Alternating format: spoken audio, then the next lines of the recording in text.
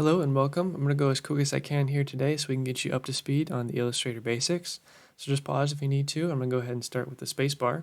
So push and hold spacebar on your keyboard. You'll see this little hand icon come up. Left click and drag while you're holding spacebar and it'll let you move the interface around.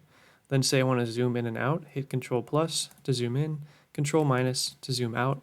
And now I want to blow up the window so it fits my screen perfectly. Hit Control 0 and then you'll see it fits within the window. Next, say I want to go draw something. Hit P on the keyboard for pen tool. Just click at a point and then click at another point and you'll get a straight line.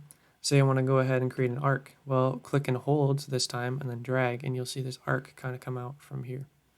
What you can do after that is I can adjust these handles. If I go ahead and hit A on the keyboard, this brings up the direct selection tool. And now I can go ahead and manipulate this handle and adjust this. So I can adjust my curve. And then here I can also click on points and move these around with the direct selection tool. And then the other thing I can do, I can also round corners. So like this little icon here, if you click and drag, you'll see it kind of bring in that corner preview and it'll max out, but you can also create an arc that way or soften your corners, that is. Next, I want to go ahead and use the brush tool. Hit B on the keyboard and it's already defaulted to a little bit larger one for me, but hold the bracket keys and then this will allow you to increase or decrease that brush stroke. Just click and drag while you draw with this and it'll create that path. Then hit A again on your keyboard and it'll let you pick like individual ones so you can move these around or I can change the curve. And then if you want to select the whole object and move it, hit V. This will bring up the selection tool, which is black, versus the direct selection tool, which is white. So that's how you know which one you've got open. And then this will allow you to move the whole object by itself. Next, let's go ahead and jump into some shapes. So I'm going to get rid of these. And say I want to create a circle or an ellipse. Hit L on the keyboard. You get this little crosshair icon.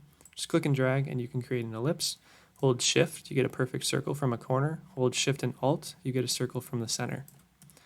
Then if I want to do, say, a rectangle, hit M. This will bring up the same kind of icon there. Click and drag, creates a rectangle. Hold Shift, you can create a square. Hold Shift and Alt, creates a square from the center. And then the other shape we want to cover is Polygon Tool. It's over here on the toolboard. Go ahead and grab that, and then you can go ahead and click and drag. Mine's already set to a triangle, but you can adjust this because it may come up as a hexagon for you. Hit the up arrow to increase sides and down arrow to decrease the number of sides. I use this mostly for triangles, but you can also use that for other polygon shapes as well. Now say I want to go ahead and copy some shapes so I can make some duplicates. Have the direct selection tool up, which is V on the keyboard, black cursor. Click on the item you want to copy, and then hold Alt while you click and drag, and this will create an exact copy of that object. Now let's jump over to some text, because you'll probably do a lot of that as well. Hit T on the keyboard, it'll bring up this little window. Click somewhere and it'll automatically play some text, but you can go ahead and then type in whatever you'd like. To get out of this, go ahead and click, and then hit V, and then you can get your selection tool. If it's kind of small like this, then you can go ahead and scale it. Again, if you hold Shift, it'll do it proportionally, like it's doing here. Or if you hold Shift and Alt, it'll do it from the center. Or if you just want to like stretch it, you can just click and drag. So that's how we can do text. Next out, let's do some fill and stroke. Let's add some color here. So if I click on my square, go to swatches, you can see all the default colors that are already in there. There's also a color panel that you can kind of use, click and drag around, and you can create different colors that way. Then with my swatches, say I want to make this one, I'll make this one blue. But say I want to change the border, the stroke, I can change that color to say green. And then if I go to stroke, I can go ahead and scroll and just change the size. So the stroke is just the edge or border of the shape. You can also do this with text too. So like if I want this one to have like a red stroke, I can go ahead and bump that up or bring it back down. And then you can also change the fill color on those too. So that's another way you can change those for all your colors. Next, let's go ahead and combine some shapes. I'm going to get rid of this and say I want to make some more of these rectangles here. And then I'll select all of these. Oh, not that one. The way to select multiple shapes is you can click on one and hold Shift, and that will allow you to grab various shapes, or you can just click and highlight all of them at once. But say like I grabbed all of them, I didn't want this circle. Hold Shift, click on it again, it'll deselect it, and now I have this. So hold Alt, and then you can go ahead and copy those as a group. So say I want to combine these, there's two different methods.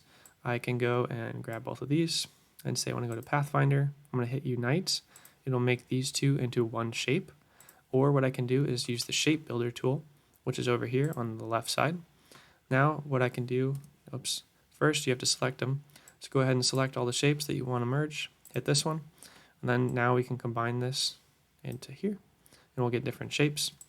And then you can see we have different shapes here. So like it took this one, I only drew through those 3 sections, so it combined these shapes, and now this is the leftover from this rectangle or square here. And then you have this other object that I did not combine. So those are different options for that. Say I want to cut out something, so like I want to punch a hole in this. Make sure the one you want to punch through is on top of this one. So like here, I can see that this one is indeed on top of this one down here in my layers panel. So to punch it out, select them both, go back to Pathfinder, and it'll be minus front. And that way you can punch out a hole. So now I have a hole in my shape. And there you go. And that's time. So thanks for joining for today. Make sure you jump to this next video here so you know where to find like this toolbar if you lose it, how to turn this one on, and also where to find all of these tools and how you can arrange them to the way that you want so it's easy for you. So thanks for joining, and see you there.